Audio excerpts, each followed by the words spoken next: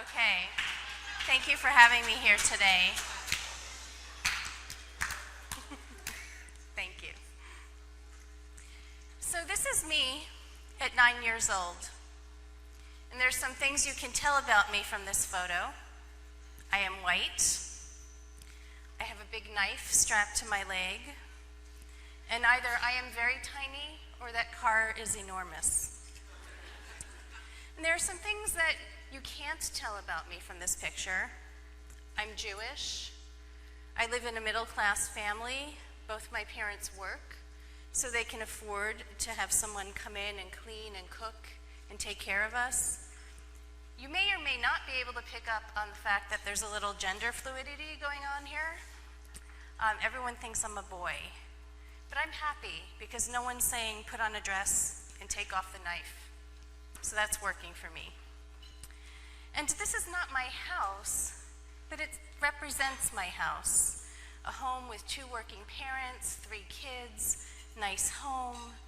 And a lot of people thought, boy, these people really have it good.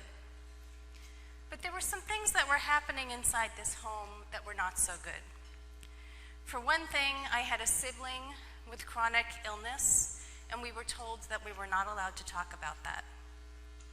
I also had a parent with undiagnosed mental illness and who was suffering from alcoholism, and I didn't have any words for that. And there was also psychological abuse and physical abuse, and I didn't even know what those things were. So this was very difficult. And what does self-care look like to a child?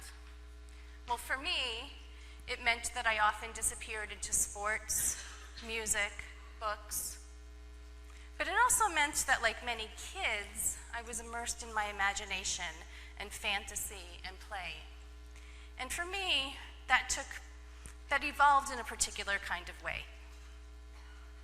Does anyone know who this is? Right. Casper the Friendly Ghost. And when I was looking for images of Casper, I saw Casper described as a little boy, and I thought, Casper's a boy? You know, I think there's a little gender fluidity to Casper too, but when I was about 3 or 4, I found Casper in my comics, and I was really fascinated by this ability to fly, to move through solid objects, and to turn invisible. Because I was being scared a lot in my daily life, but I also had scary dreams, and it seemed like these abilities, these different ways you could escape, would be very useful to me. So Casper kind of trained me in my dreams for months. And I remember having these dreams where I would practice trying to get off the ground, and I couldn't quite get off the ground, and then after a while I mastered it. And when I needed to in a dream, I could fly, and I could go through a solid object. I knew how to escape. Then a few years later, I discovered this person. Anyone know? The Bionic Woman. And I was captivated by the Bionic Woman. You know, the idea of somebody who had been modified, so she was so strong, she could run really fast, she could lift things, she had this fine-tuned earring, and I used to fantasize that we were friends, and I could get that kind of power just through knowing her. But then a few years later, I had the most powerful discovery of this woman. Who knows who this is? Harriet Tubman. And of course, Harriet Tubman was far more powerful to me than Casper and the Bionic Woman, because Harriet was real. And so in my mind, at 7, the idea that this person who really existed in our world could take hundreds of people to safety from slavery was a very powerful idea. And I thought, if she could do it, maybe I can get out, maybe I can survive this situation that's very painful. And so when I went to sleep at night, I would sometimes pray to God, but I would sometimes pray to Harriet, and she became my North Star. Now, why am I telling you these very personal stories about my childhood? What do they have to do with self-care? What do they have to do with technology? And I would say, first of all, when you grow up in a house full of secrets, telling the truth is a revolutionary act. Second, I would say, we use the tools that are available to us. In the 70s, as a child, I had comics, I had TV, and I had history books. And those tools are different now. If this was happening to me today, I might be using different tools. And one of the things we'll be thinking about together is what tools do we have for ourselves, and what tools might we have for our clients.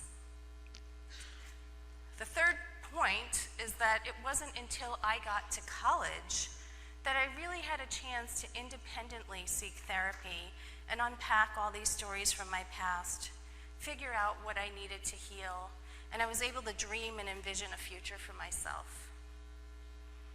And part of what happened there was it gave me the first idea I might want to be a psychologist, and that I might be interested in working in college mental health, which I did for about a decade.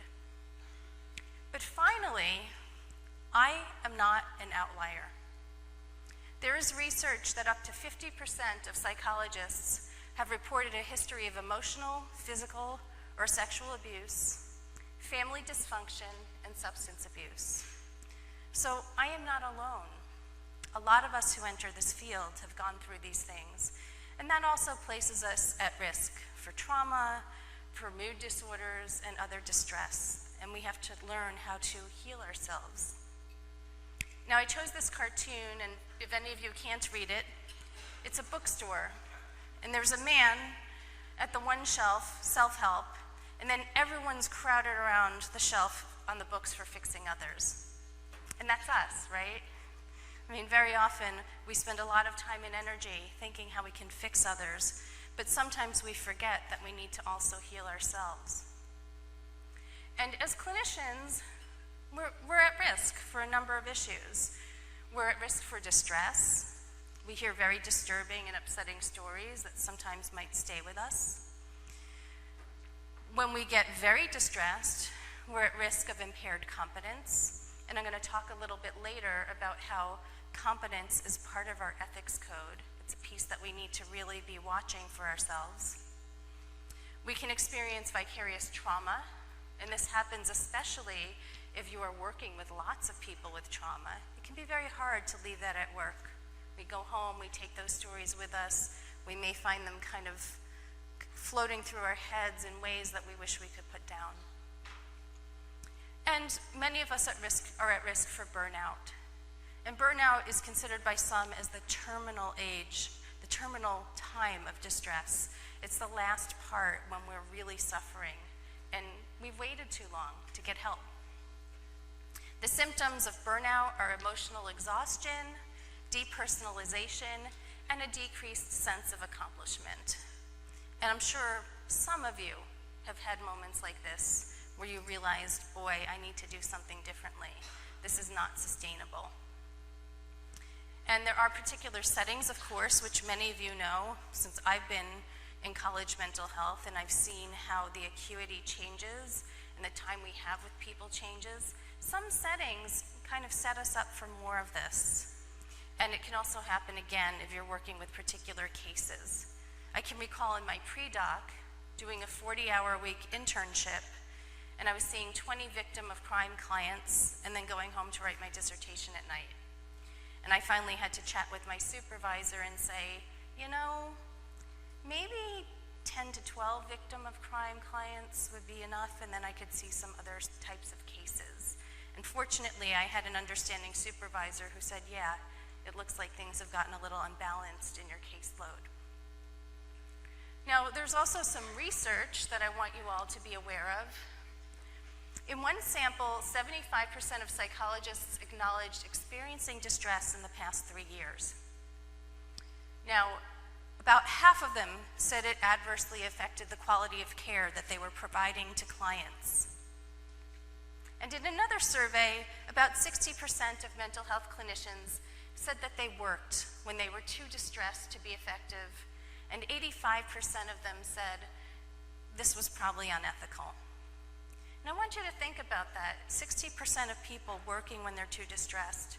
And I also want you to think about your setting in which you work, and whether you're a staff member, a trainee, a training director, think about how your system is set up to manage this, if at all. Because we are perpetuating the very problem that we're speaking of. And it is something that I think has to be addressed on both an individual and a systemic level. And self-care is part of our ethics code. There are various parts of the ethics code that speak to burnout, self-care, distress. General Principle A of the APA Ethics Code sets forth the aspirational principles. And Section A is about beneficence and non-maleficence. And it says that we strive to be aware of the impact of our physical and mental health on our work. So that's something we should be checking in on with ourselves. Standard 203 is about competence, and it says we make ongoing attempts to develop our competence. And of course, since we know we lose competence, and there is also a natural erosion of competence over the course of our careers unless we work really hard to maintain it, that's something we need to be thinking about as well. Aren't my problems affecting my competence? Standard 206 is about personal problems and conflicts. And in this standard, it talks about how we don't initiate work activities if we know our personal problems can interfere with our efficacy. It also says that when we have personal problems and we know they may interfere, we consult on whether we should suspend or terminate our professional activities. Now, I don't know of anyone in my professional life who has done this unless, for example, they're dealing with a terminal illness or cancer.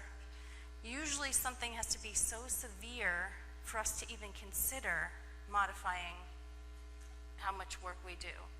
And I think it can be a very vulnerable and uncomfortable conversation to have with a supervisor, with a consultant. Hey, I'm going through this really difficult thing and I'm afraid it's going to affect my work.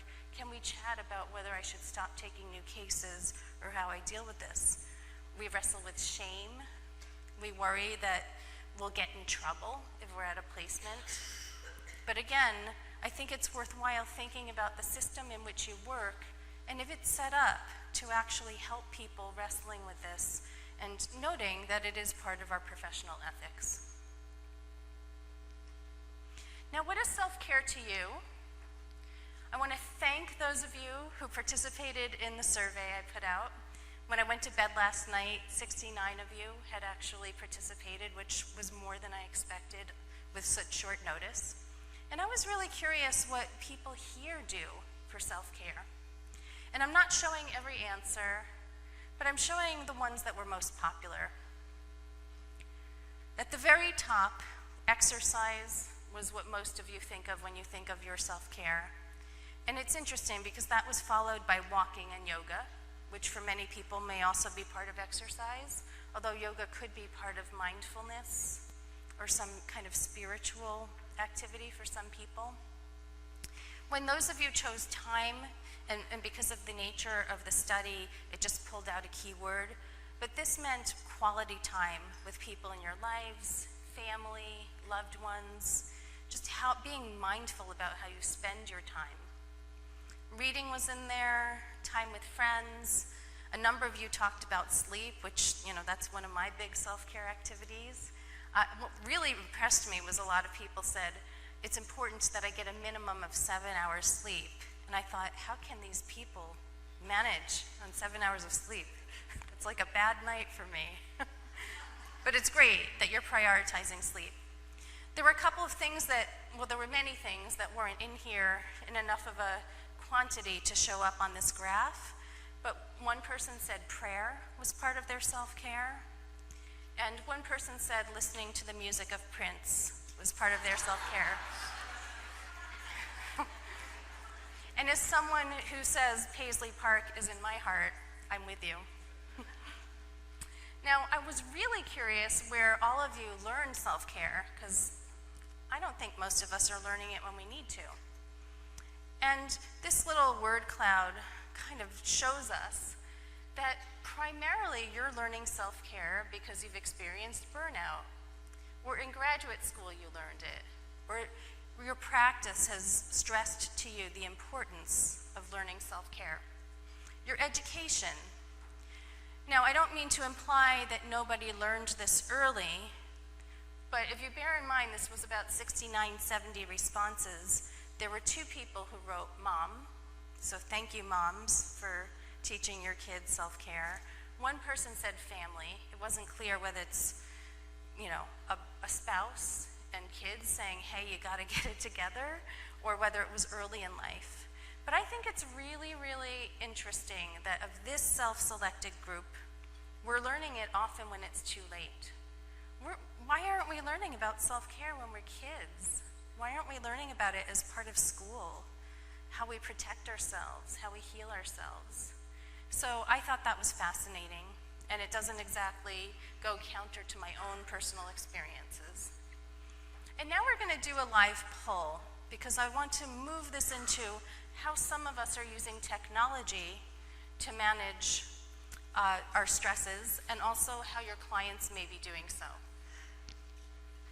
So this is our first question, and if you can use your phone or your laptop for this, but if you go to menti.com and just type in the code 692837, you'll be able to participate in this. And I want to make it clear that we chose Menti because it's anonymous. So I don't want any of you to worry that your answers are going to be read by someone or you're going to be really revealing something.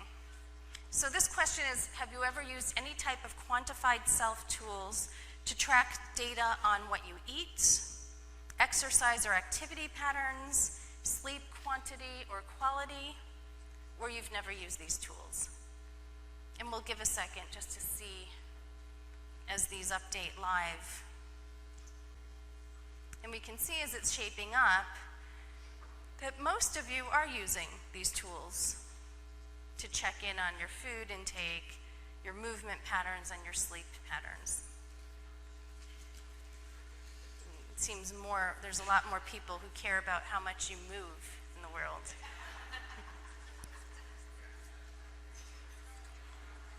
And maybe everyone's getting at least 7 hours of sleep, so. Okay, so people are using these apps, and that's helpful to know. We can see the data that's taking shape. All of you are using this. A lot of you are using these tools. Now let's ask, do you have clients who have ever used tools to track food, exercise, and sleep? So most of you do, and some of you don't know. And it's kind of normal for a lot of us not to know, especially if we don't ask about it. Clients might not tell us. We might ask them to track certain things like moods or activity if we're working in a particular style of therapy, and then they may say, oh, I'm using this to do it. But it looks like the majority of folks responding to this do have clients who use these tools. And I'm going to close this one, even though I see some of you are still in there. But I think we see what we need to see here. Now, have any of you ever used the internet to find a romantic partner?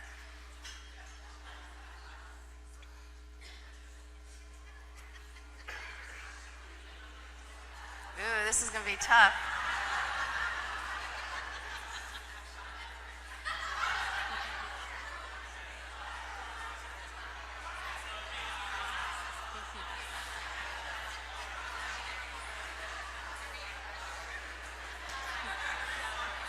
So I think that when we're finished with the opening session, we're going to do a tug of war outside with those who have done it and those who have not done it.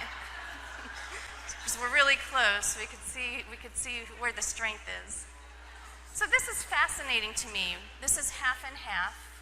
And some of the factors in here too might depend if you're in a long-term monogamous relationship. Maybe there's been no need.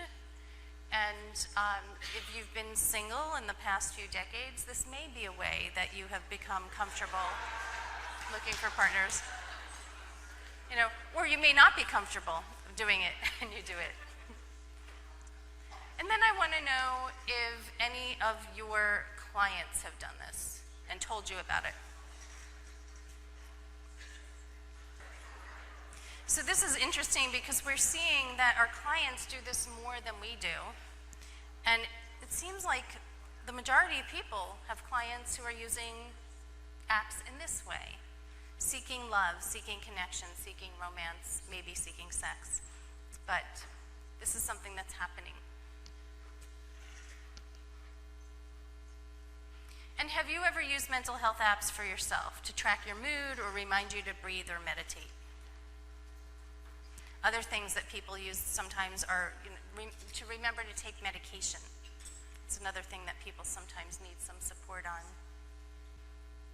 So it's like about half of you haven't done this, and the rest of you have. And then our last question. Have your clients ever used mental health apps to track their mood, teach them to breathe, or help them meditate? And the data that's appearing certainly gives the indication that your clients are more fluent with these tools and more comfortable with these tools than most of us in the room, which again is another kind of cultural divide for us to consider. And questions we're not getting into today are, did you make these recommendations or did they bring them into you? And that's an important thing to consider as we move into the next piece. Now I want us to talk a little bit about apps because we're here. And there are a lot of great apps that one can use with clients, but there are some important legal and ethical and clinical issues to consider. And the first one to consider is, does the app offer documentation of having an evidence base? That's something that's pretty important. There's so many apps out there being created by lots of different people. But we want to make sure if we are making the recommendation that we have a sense of whether there's an evidence base to this piece of technology. And it's one thing if a client seeks out an app and uses it on their own, but if the recommendation comes from us, we have some responsibilities and duties. The second one is it HIPAA compliant? And one of the really concerning things is that a lot of apps, first of all, they don't even have a privacy policy. If they have one, is anyone going to read it? I mean, how many people here really scan through the privacy policy of any social networking site or app before you use it? I'm not seeing any hands. So this is an issue, and particularly if this is something we're recommending in our practice. We need to be aware of this. Now, where it gets really important is, I don't think Optimism Online is around anymore, but that was a very popular app where clinicians made an account and the client made an account, and the client could send you information within the app. And in that particular case, since you are using that app to communicate with your client, you're going to want to know, is this HIPAA compliant? And if you're a HIPAA-covered entity, you also want to know, how am I going to document these exchanges? So that's an important piece. And we also want to be thinking about, what is your style and modality of treatment? Does this integrate well into the way you work? If you are an analytic person, you may not be wanting to recommend a CBT app. So we have to be mindful of, how does this fit into my practice? And then lastly, if you're recommending the app to your client, you might want to talk to that client about notifications, lock screens on their phone, what's going to pop up. If something's going to pop up, you haven't logged your mood today. These are things that we might discuss with our clients about how to protect their privacy. Now, if they're doing this on their own and they haven't discussed it with us, it's another matter. But if we are prescribing use of an app, we have certain duties to protect them. Now, in 2014, I got an email from a journalist at CNN, and she wanted me to go on the air and be filmed and talk about this situation with this young woman in her 20s whose boyfriend died. And this woman had created a chatbot so she could communicate with her dead boyfriend and have conversations with him as part of processing her grief. Now, I'm just curious, from a show of hands, how many people think this is a good and healthy way to manage grief? I see a couple shy hands. And who thinks this is absolutely unhealthy and a problem and should not be done? Oh, so no commitment there. And who feels like you just need more information? We don't know. I'm in that camp too. But what was really fascinating to me was I was not available for the interview because I was going to APA. And so I posted on the media psychology email list, is anyone available to go on the air and talk about this? And what really shocked me, even on the media psychology list, was that about 10 or 12 people responded, this is absolutely unhealthy. This can't be good. This is harmful. This is not a good way. This is going to complicate her grief. And I remember thinking, media psychologists. The APA ethics code says that when we make statements to the media, that we base them on science. What science do we have that says this isn't going to work for this person? None. And it also says that we base our opinions on people based on assessments, and that we don't make statements about people and their health if we haven't assessed them. And of course, when we have assessed them, we usually owe them the primary duty of confidentiality. So I was really troubled by this, but also really interested in what it was that made people feel so confident they could say what works for someone who's grieving. Because my experience is that grief is incredibly personal, and how we learn to deal with grief can often come from cultural stories, religious stories, what our family taught us. So, has anyone ever built a shrine or an altar to a loved one you've lost? Okay, a number of people have done that. And I'm not going to ask you to answer that, but to think about, where did you learn that? How did you come to know this could be helpful? Has anyone celebrated the Mexican Day of the Dead ritual, where you celebrate the lives of people? And again, this is a rich cultural tradition. Has anyone ever sat Shiva for a dead loved one? Okay. I don't know that I would have known to cover a mirror and not brush my teeth if my parents didn't tell me this is what you do. And this question of whether a dead person is gone, I want to point out, many of you in this room probably already appreciate this, but this is a very Western idea that people are gone when they die. That's it. It's over. You cannot continue a relationship with them. When we know in reality that lots of people continue to visit grave sites, pray to, write letters to, talk to, revisit in many ways people we've loved and lost. A few years later, after that CNN reporter contacted me, I saw another article about how new technology was forcing us to confront the ethics of bringing people back from the dead. And apparently there had become a bigger wave where people were now starting to implement this. They were using emails, Facebook postings, Snapchat, and they were compiling digital surrogates so people could interact with people they lost. And ethicists and philosophers were talking about issues like the privacy rights of the dead. They were also referring to this idea as augmented eternity, which I thought was a really interesting term. And there are other digital legacy tools that have developed. There's a website, RIP Cemetery. Facebook has memorialization pages, and there are other things popping up. So we can see that this idea is now kind of part of our culture. It's becoming bigger. And I don't know if anyone has heard of this Otsuchi wind phone, but after the tsunami in Japan in 2011, thousands of people started migrating to this phone booth. The phone is not connected to anything, but thousands of people come, dial the numbers of their lost loved ones or dead loved ones, and have conversations with them. And this has become an incredible, almost like spontaneous healing ritual. And it really kind of brings home the idea that grief rituals evolve. And it can change with culture, it can change with tools, and people look for what helps them. I'm going to talk a little bit about social media.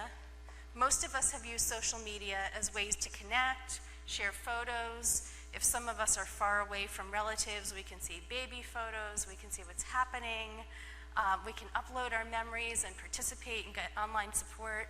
Has anyone in here experienced the positive effects of social media? Great. And at the same time, there could be professional duties that come when we are on social media as clinicians. We get brought up for us issues of confidentiality. So for example, if we're posting about our work, we have to be very careful that nothing we say exposes a client, and not only to that person, because we could write about something else, but someone in our practice can end up feeling like, I think that's me. And so how do we handle that, even if it's not about them, that we've posted something that they see and that has an effect on them? But also sometimes we work with people whose friends or family members follow us and might see things and think it's about someone they know and think it's that person. So we always have to carry around our duty of confidentiality, which I always like to point out is our primary responsibility to clients. Our ethics code calls that one out as our primary duty. There's also, this little middle slide is supposed to show you the multiple relationships. And multiple relationships are a really sticky issue on social media, particularly if you are in a cultural, religious group, if you're in groups or have friendships based on gender identity or sexual orientation or disability, and even if you are in a recovery community.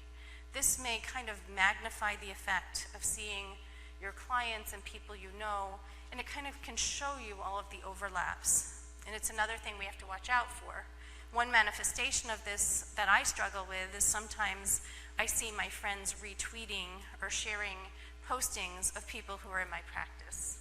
And so I have to get really clear about what I do when that happens, which for me is back away from the computer, not lean in and get more information. And that goes directly into trust. We are building relationships of trust with our clients, and we need to make sure that we're not violating that trust. Now, just a small word, there are some things that can happen on social media that are not so supportive.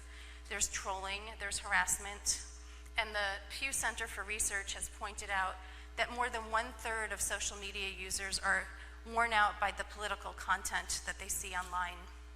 And I'm sure that has happened to many of the people in this room.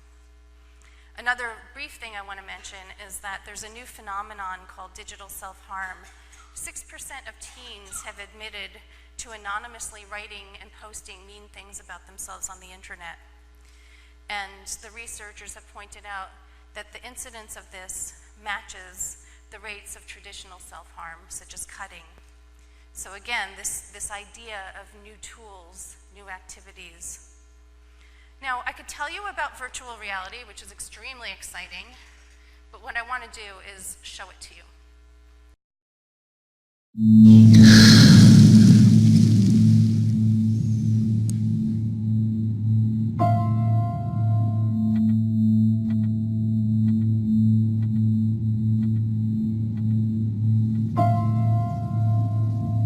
Do you feel like this is something that's really impacting your life in a big way, like interfering with your ability to do your work?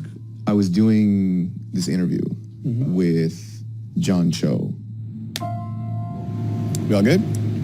We decided for some reason we were going to do it at the top of this building. I did it. I couldn't refuse. I mean, it's my job. Yeah. You know what I mean? And it's kind of hard to explain, but I have a fear of heights. I feel like it's not like a normal fear of heights. I'm worried that I will jump off of things, basically, is what happens. Regardless of whether or not it's fear of heights or, a form of OCD, the good news is that this sort of issue is one of the most effectively treatable conditions, not just in mental health, but also in all of healthcare. Really? Yeah. Okay. Yeah. Wow. That conversation was real. What's not so real is the way Dr. Aronovich wants to treat me. He's one of about 200 therapists testing a new virtual reality platform with his patients. Most people have only used VR to play video games. But now that VR technology is getting cheaper, people are starting to use it for other things, like therapy. Limbix, a small startup in Palo Alto, is developing VR experiences that mimic real life.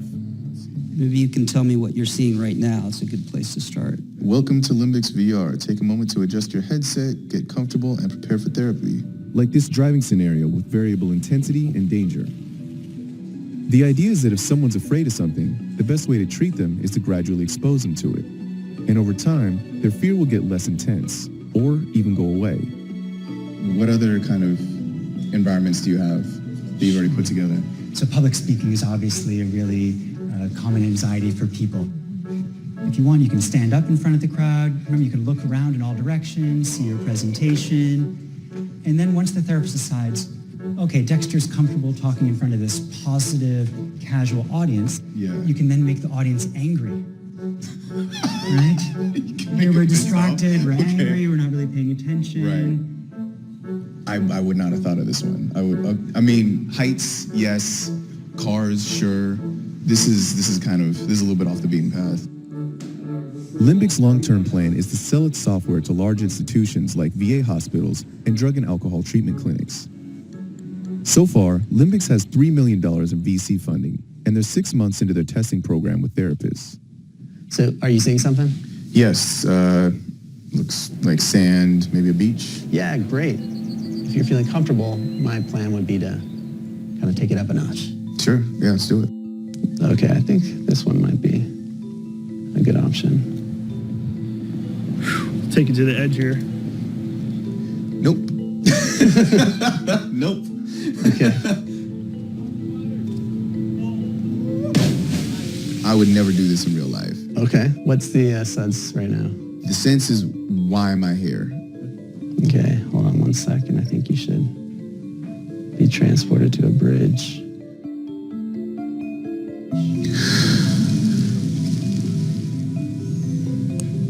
Gabe? Yep. Did you just take it to 11? Is this 11? Just be honest with me. This is it? I mean, it's dependent on you. Does it feel like an 11? I mean, I don't know how much higher you could take it. This is pretty bad. So is this 100 out of 100? Is that what you're saying? We're pushing 80 and 90. Yeah, this is up there. Well, let's stop here. Whenever you're ready, I would say go ahead and take that Sure. headset off. Oh, hi. Yeah, hey, welcome back. What's up? Yeah. So, yeah, how was that for you? So it felt realer than I thought it would. Interesting. Yeah. You know, it's still different than actually being there, Sure. right? But it's impractical to go there. Yeah. And so this really kind of bridges us between, office-based imaginal exposure, where I just ask you to imagine it, and being there. Dr. Aronovich says that properly treating my fear of heights could take a few months of VR sessions. Considering I figured I'd have to be terrified of ledges for the rest of my life, that doesn't sound so bad. If none of you have ever experienced VR before, you can see how incredibly real it is. And it's quite amazing in terms of treating phobias. It's actually been kind of revolutionary, because in the old days, we would either have to do in-session exposure while the person imagined something, or if you were brave and weren't so worried about losing your license, you might go for a drive with the client.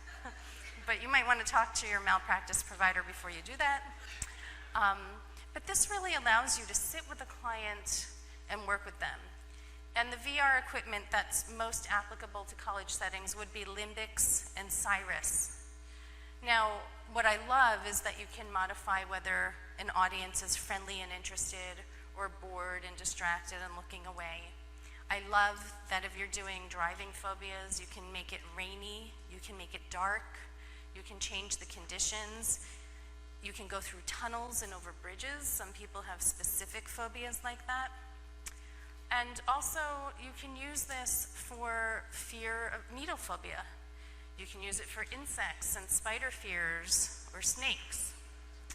And one thing I want to point out that we didn't see in the video, because there was kind of that play of bringing it up to 11, in terms of the ethics here, we need to be competent with the technology we use. So you would have to be competent in doing exposure therapy and building a hierarchy and understanding where your client is.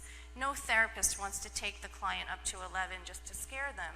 That can actually set somebody back into relapse. So you want to know, what skills do they have? How far can I take them so they can build on those skills? Now, the other thing that's really interesting is they have programs where somebody who's recently sober can experience going into a bar and being offered a drink and refuse it and work on what it feels like to be around people drinking from the safety of your office. Now, there's some other issues about technology and VR that really fascinate me. Can it change other behavior?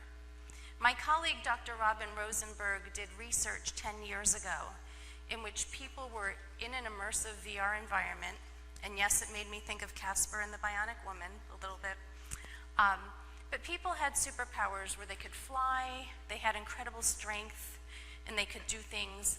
And when they left the experiment, someone who they didn't know was an experimenter dropped a pile of books as they walked out of the experiment. And those who had the superpower experience were more likely to bend down and help and pick up the books as they were leaving. So this subtle change was observed just from having this experience of power in the VR experience. Now, Dr. Rosenberg has now created Live in Their World, and this is a company that's meant to help workplaces help people understand microaggressions and to reduce racial and sexual bias. So she has this track right now where men can experience what it's like to be a woman in the workplace and the kind of different energy and attention that they get. She's working on some modules now for Latino folks, for gay and lesbian people, and other people of color to try and help people understand the experience of microaggressions as an experiential situation rather than hearing about it or reading about it. And Stanford's VR Interaction Lab is doing a similar thing. They have a program where you can step into the shoes of Michael, an African-American young man, and you can follow him through childhood, adolescence, and young adulthood to understand what it's like to be Michael. And they're using terms for this like virtual embodiment or body transfer. And I think this is especially exciting for changing people's minds. There has also been other research. There's been research that we have a very difficult time making healthy changes and changing our habits, partly because we have a very difficult time viewing ourselves as older. We look in the mirror, we see ourselves today, and we don't take care of that person 50 years from now. And now they're doing VR experiments where you make an avatar of yourself 40 or 50 years older, and you can have conversations with that person. And in some of the preliminary research, they gave college students money that they could do whatever they wanted with. And those who were able to talk to their older selves were more likely to invest the money or start a savings account. So these may be ways that we can actually positively intervene to change habits in a good way. Now, I want to talk about telehealth. And do I have until 30? Okay, great. So talking about telehealth, which is something a lot of you asked me about, lots of people are in long-distance relationships or their families are dispersed. I was at a party a few years ago where somebody told me, I have had a phone therapist for 10 years who meets with me and my 5 siblings every month for telephone therapy.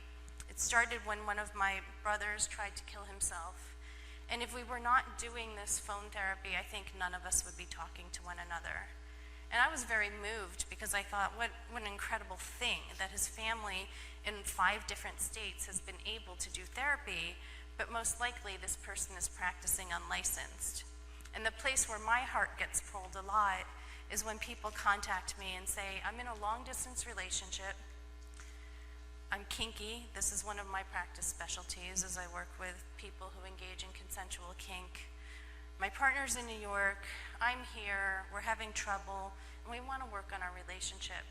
And my hands are tied because I'm not licensed in New York. So teletherapy brings up some interesting issues that we need to be aware of. First of all, if you're in the state of California, we are required to get both verbal and written consent to provide teletherapy. Now, the biggest issue for most of us is that we must be licensed in the state in which the client sits. So just because I'm in my office in California having a phone call or video session with someone in New York, it's considered unlicensed practice in New York for me to do that. Now, there are some workarounds for the licensure issue. You can apply, you can contact the state board and see if you can get a temporary license. And if you do that, sometimes it's a little piece of paper, sometimes it's a bigger, longer process, but you can sometimes get 30 sessions approved, or you can do this for 30 days. And that's the most above board way to do this and document that you've done due diligence in terms of the legal issues. Some people don't do that, and what they do is they document why this is in the best interest of the client. So an example of that might be my client was in New York for 2 weeks, needed to talk to me. It didn't make sense for me to get a temporary license or refer them to someone they would meet with for 2 weeks. So there are some people who just do a very good job of documenting their choice to do something that wouldn't be typical. We need to be competent in the technology we're using. And it's also really important for us to assess the clinical appropriateness of this service. So this is why it's also very important, usually, if you want to engage in best practices, to have assessed the person. Is this someone who will do well with remote therapy? What are the issues they're dealing with, and are these issues that are treated well in this manner? Can you connect with them? Have you developed rapport, and can you continue that across another platform? And usually they're not in crisis. If they are in crisis, what you need to know before you do this is, where am I going to send this person? If this person is suicidal, or if they're going to hurt another person, who are my contacts in that location? You do not want to be in session with somebody kind of doing a Google search on crisis resources for that moment. The other thing to be aware of is different states have different reporting laws. So if you apply California reporting laws to someone in New York, they may not be the same. So there is homework that we need to do that appropriately. For those of you who don't know, SIPACT is state compacts where a group of 7 states agree that if you're licensed in that state, you can work together. And it is going to become active in 2019 and 2020. An interesting point here is, if we're in California and we don't have a compact, but the compact gets approved for Georgia, Arizona, Utah, Nevada, in that case, you could get licensed in one of those states, and then you'd be licensed to practice in all of that states. It could be a lot of work. It could be really useful if you have a specialty area and you want to reach people in locations where they might not have access to you. Now, on the other hand, it may cut off the ability to do face-to-face assessment for whether these folks are really suitable for this service. The other issue is that if you've had any licensing board complaint against you, you will not be eligible to apply for an e-passport. It seems a little overly harsh to me, especially if the case was dropped, but that's how they want to keep this a protected designation. So we talked a little bit about ethics. Sometimes it seems like it's all black or white, but oftentimes we are invited to examine the gray. Often with online behaviors, we want to be thinking about informed consent, confidentiality, multiple relationships. Issues of testimonials and online review sites often come up in my consultations, but we just need to be thinking that way. I invite you to look at your ethics codes. The APA ethics code is way behind the American Counseling Association, social workers, and marriage and family therapists, which have all already incorporated digital media, teletherapy, and friend contacts on social media sites into their ethics codes. Hopefully APA will follow soon. And I wanted to bring us full circle. I started by talking to you about my heroes, my power figures when I was little. And I did mention that sometimes we use the tools we have, and we live in a world in which the tools are changing. So whereas I, as a child, had dreams about my heroes, and I lived in my imagination with them, we now live in a world where if you have heroes and they're still alive, we can tell them about our dreams, and sometimes they answer.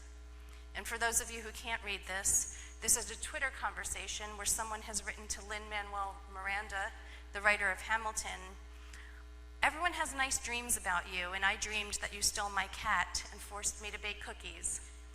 And Lynn writes back, "You get your cat back when the cookies are done, Nike. I'm sorry it's come to this, but no one can make them like you." And so I also want you to remember that we live in a world of tech tools, but a lot of the people we see may have tools that served them that have nothing to do with technology. And part of our job is to figure out what's good for the client sitting in front of us.